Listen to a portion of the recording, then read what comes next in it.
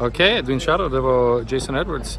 He's running for what's your parliamentary candidate Parliamentary for Aberconwy for the Welsh Liberal Democrats. Okay, and I asked him the question what he thinks about Welsh independence, and this is what he had to say. My ideas of Welsh independence. The romantic in me would love the idea. I've been born and raised up in Anglesey, and I lived in Wales all my life.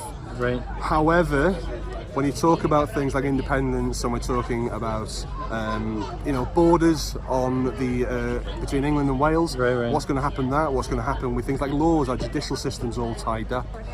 Defence. To me, diolch yn fawr.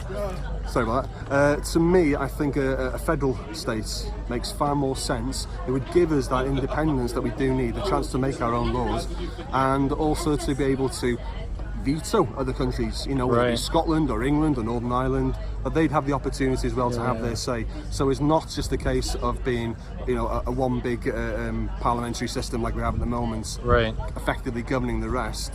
I think there's a chance for real change there, and personally, I welcome the fact that this has at least raised this conversation, the whole thing about Brexit, obviously. Right. I do like that. Right. It's power to the people, man. Okay. Hey, thank you so much.